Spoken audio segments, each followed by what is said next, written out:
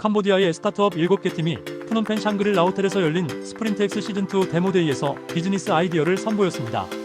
이번 프로그램은 지난 4월에 시작되어 8주간에 걸쳐 진행되었으며 최종 7개 팀이 결선에 진출하여 상위 3개 팀이 보조금을 수상했습니다.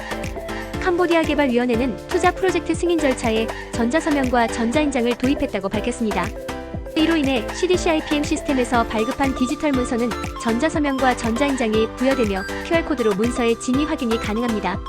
7월 21일부터 24일까지 캄보디아 시엠립에서 열리는 제20회 아시아 미디어 서밋 참석을 위해 대표단이 시엠립주에 도착했습니다.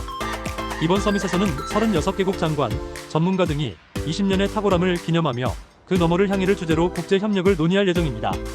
2025년 상반기 동안 캄보디아는 자전거 수출을 통해 전년 동기 대비 51.7% 증가한 3억 1,100만 달러의 수익을 올렸습니다. 현재 캄보디아에는 스바이리 앵주 바베시의 경제특구에 5개의 자전거 공장이 운영 중이며 유럽연합, 영국, 미국, 캐나다로 수출되고 있습니다. 캄보디아 환경부와 대한민국 산업통상자원부는 전기이동성 촉진을 위한 충전 인프라 구축 프로젝트로 국외 감축 실적 사업을 승인했습니다. 이번 프로젝트는 캄보디아에서 국제적으로 거래 가능한 감축 실적을 발행할 수 있도록 승인받은 최초의 탄소 감축 사업입니다. 캄보디아 정부가 오랜 준비 끝에 조세 형평성 제고와 과세 기반을 확대하기 위한 양도소득세 제도를 도입했습니다. 이번 제도로 9월부터 부동산, 주식, 지식재산, 외화 등 금융자산의 처분으로 발생한 이익에 대해 세금을 부과하게 됩니다. 시엠리방코르 국제공항은 10월 26일부터 카타르항공, 인디고, 이스타항공, 파이어플라이 등 4개 항공사의 신규 노선을 개설할 예정입니다. 특히 카타르항공의 경우 유럽과 미국의 연결성이 뛰어난 항공사로 도하를 경유한 캄보디아 방문 유인이 확대될 것으로 기대됩니다. 시엠립 북서부에 위치한 떼주 평화박물관 부지 내의 대인지뢰 PMN1을 본뜬 독특한 형태의 건물이 건축 중입니다.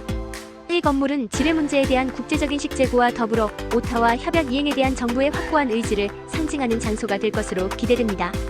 산업통상자원부, 대한무역투자진흥공사, 한국에너지공단이 주최한 2025 글로벌 넷제로 커넥션 인 캄보디아가 7월 22일 프놈펜에서 성황리에 개최되었습니다. 이번 행사는 캄보디아 공공사업교통부, 광물에너지부, 환경부 등이 참석한 가운데 온실가스 감축 협력 강화와 지속가능한 전환 전략 모색을 위해 마련되었습니다. 캄보디아 지뢰제거 피해자 지원청은 지뢰제거를 위한 무인드론 기술 개발 협력을 위해 영국 랭커스터 대학교와 양해각서를 체결했습니다. 이번 파트너십은 캄보디아의 지뢰제거 기술 향상과 지뢰제거 분야에서의 국제 리더십 제고에 기여할 것으로 기대됩니다. 카타르 알만수르 홀딩과 LCH 인베스트먼트 그룹 대표단이 캄보디아 농업 및 관광 분야 투자 기회를 모색하고 있습니다. 이번 대표단은 캄보디아 투자 환경에 대한 이해를 높이기 위해 혼센 상원의장을 예방하고 대화를 나눴습니다. 말레이시아의 선웨이 메디컬 센터가 국경 간 의료 서비스 강화를 위해 캄보디아 프놈펜에 사무소를 개소했습니다. 선웨이 메디컬 센터 캄보디아 사무소는 향후 말레이시아에서 치료를 원하는 환자들을 위한 상담, 예약, 치료 후 관리 등 종합적인 의료 안내 기능을 수행할 예정입니다. 캄보디아 상무부, 캄보디아 캐슈넛 연맹, 한국에너지공단은 캐슈넛 껍질을 활용한 오일과 가스 가공 산업에 대한 협력 및 한국 기업의 투자 가능성에 대해 논의했습니다. 캐슈넛 껍질은 캐슈넛 가공 후 남는 부산물로 물리 화학적 특성상 화석 연료 대체제로 적합한 재생 가능한 에너지원입니다. 캄보디아 투자자 총연합회는 캄보디아 신발산업 대표단과 함께 말레이시아 쿠알라룸푸르에서 열린 제42차 국제신발회의에 참석했습니다. 이번 회의에는 일본, 한국, 대만 등 총 200명 이상의 국제대표단이 참석하며 산업 전반의 트렌드와 기술 교류의 장이 될 것으로 기대됩니다. 캄보디아 투자위원회의 쩌어보티 사무총장은 중국 싱타이 수너바이오테크리제 회장과 재생에너지 분야의 투자에 대해 논의했습니다. 이번 논의는 재생에너지 분야의 해외 직접 투자 유치를 위한 것으로 특히 에탄올 연료와 같은 바이오에너지를 통해 농업, 에너지, 환경의 연계를 강화하는 계기가 될 것으로 기대됩니다. 캄보디아 프놈펜의 루프탑 레스토랑 어버브 11 푸남펜이 오는 7월 28일 페루 국경일을 맞아 특별한 라틴 파티를 개최합니다. 참가자는 무제한 칵테일과 스낵을 즐길 수 있으며 루프탑의 활기찬 분위기와 라틴 특유의 열정적인 음악이 어우러져 참가자들에게 특별한 여름밤의 추억을 선사할 예정입니다. 푼만의 총리는 태국과의 무력 충돌 상황과 별개로 국내 거주 태국인에 대한 차별이나 적대적 행위를 삼가줄 것을 촉구했습니다. 푼만의 총리는 공식 SNS를 통해 모든 캄보디아 국민들께서는 태국 기업 또는 국민에게 피해가 갈 수 있는 차별이나 행동을 하지 말아달라고 당부했습니다. 태국이 캄보디아 뿌레아 비기어 사원과 민간시설에 대한 공습으로 유네스코 세계문화유산협약과 국제법을 심각하게 위반했다는 혐의를 받고 있습니다.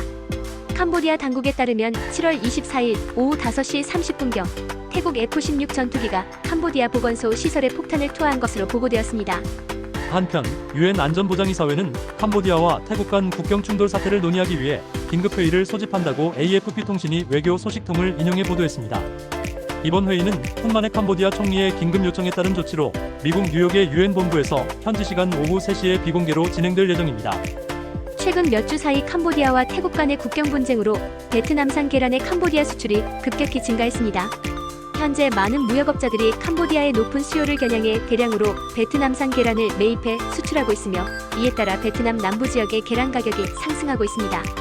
태국 정부는 캄보디아와의 국경 분쟁을 해결하기 위한 미국, 중국, 말레이시아 등의 중재 제안을 거부했다고 로이터 통신이 보도했습니다.